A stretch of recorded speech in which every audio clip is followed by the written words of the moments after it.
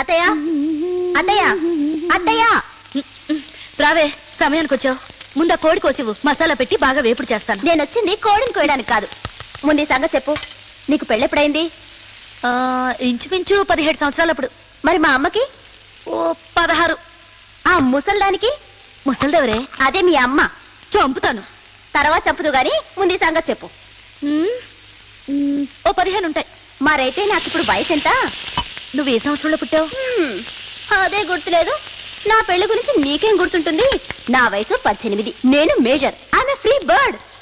నీ కొడుకుని లేపుకుని ఏ ఊటీకో కొడైకెనాల్కో అలా అలా జాలీగా వెళ్ళాననుకో, ఆ తర్వాత నా పరువు పోయింది, ప్రతిష్ట పోయింది, ఆగిపోయింది, ఇది పోయింది అంటే ఐఎమ్ నాట్ రెస్పాన్సిబుల్. ఏమన్నా? నాకు సంబంధం లేదు అంటున్నాను. అది కాదు, దానికి ముందేమన్నా? పెళ్లికి ముందే అలా అలా జాలీగా హనీమూన్కి వెళ్ళొస్తావా? అవును. రెక్కలు ఎరక్కొడతాను.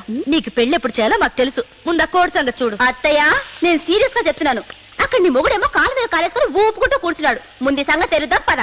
అయ్యో ఉండు, వినవే. రమ్మంటుంటే. ఏమండి, లోపల మీ కోళ్ళ మాట్లాడింది వినపడిందా? విన్నాను. మరి దాని పెళ్లి సంగతి తేల్చండి. నేను తేల్చేదేంటి? నాన్న పెళ్లి చేసుకోబోతున్నావు. నన్ను చేసుకోవాలంటే రాబిడి చేసుకుందాం. మావయ్య, మరేంటి? ఎవరిని అడగాలో వాడిని అడగండి. వాడిని అడగడం ఏంటండి? విజయ్, మనమే ఒక గాడిదని చూసి దాని మెళ్ళలో తాళి కట్టరా అంటే కడతాడు. అంటే నేను గాడిదనా? నన్ను అడుగు అన్నది అక్కడ. విజయ్, ఏంటమ్మా? నీకు పెళ్లిరా. పోమ్మా, నాకు సిగ్గేస్తుంది. అబ్బా, సిగ్గు చూసారా? నీకు సిగ్గైతే నా చీరెందుకు నలుపుతావు? ఎప్పుడమ్మా పెళ్లి? ఏదో ఒక మంచి రోజు చూసి ముహూర్తాలు పెట్టుకుందాం. మంచి రోజా? అన్ని రోజులు మంచి రోజులే కదమ్మా. అబ్బబ్బబ్బబ్బా, పెళ్లికి ఎంత తొందరపడిపోతున్నావురా నా బంగారు కొండ. రే బంగారు కొండ, పెళ్లి కూతురు ఎవరో కనుక్కో. ఎవరమ్మా పెళ్లి కూతురు? ఇప్పుడు కొత్తగా ఎవరిని చూస్తాం? నా మేనకోడలే.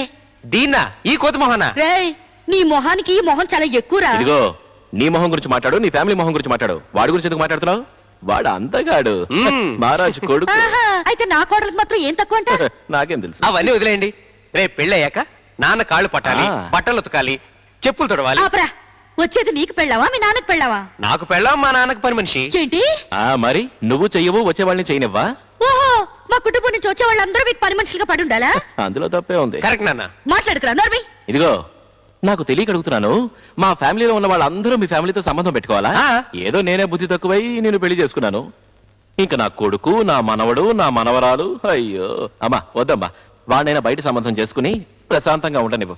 రారా బంగారు కూడా, దా కూర్చో. అలాగే నాన్న.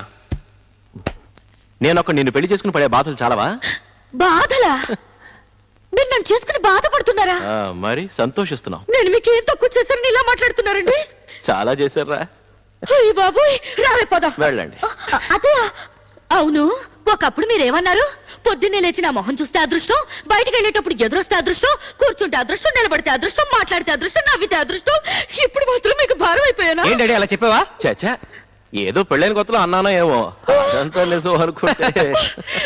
మీకు పెద్ద దండం బాబు, ఇంకొక నిమిషం కూడా ఇక్కడ ఉండను. రావే. రే రే రే, ఏం కూసావురా? నిన్నగాక మొన్న పుట్టిన వెధవా. వెధవా? ఎవరు? మీరు మాట్లాడండి. చూసావరా? చూశాను. కట్టుకున్న మొగుడినే గరిటితోటి కొట్టింది. ఇలాంటి ఫ్యామిలీతో నువ్వు సంబంధం పెట్టుకోవాలా? వద్దు బాబాయ్, వద్దు. మా ఫ్యామిలీ గురించి మాట్లాడుకురా. పోరా పో. నువ్వు మీ నాన్న కట్టుకుని పోండి. అప్పుడు తలమాసింది ఎవరితో వస్తుంది, దాన్ని పట్టుకుని ఇద్దరు ఊరేగండి. నాకే అత్తయ్య, నువ్వేం బాధపడకు పూజ. వీడేంటమ్మా, వీడి బుద్ధి వేస్ట్. వీడికంటే బ్రహ్మాండమైన సంబంధం చూసి నీకు నేను పెళ్లి జరిపిస్తాను. నువ్వేం బాధపడకమ్మా. ఏంటే నీకు చెప్తుంటే అర్థం కాదు? వాళ్ళు ఏదేదో మాట్లాడుతున్నారు, నీకు సిగ్గు లేదు, పౌరుషం లేదు. మన కుటుంబ పరువు తీయకే. వీళ్ళ కుటుంబానికి పరువు ఒకటి. విన్నావా? అందుకే నీకు నిజమైన మహారాజుని తీసుకొచ్చి ఘనంగా పెళ్లి జరిపిస్తాను. నువ్వేం బాధపడకు, నువ్వు ఇంటికి వెళ్ళిపో. వెళ్ళమ్మా, వెళ్ళు. ఈవిడ మైసూరు మహారాజాని తీసుకొచ్చి పెళ్లి చేస్తుంది. మీరేం మాట్లాడకండి, నాకంతా తెలుసు. పెద్ద ఓకే. ఇప్పుడు మహారాజులు ఎక్కడున్నారా? అందరూ ముసిలి వాళ్ళు అయిపోయారు. మనం తప్పించుకున్నాం.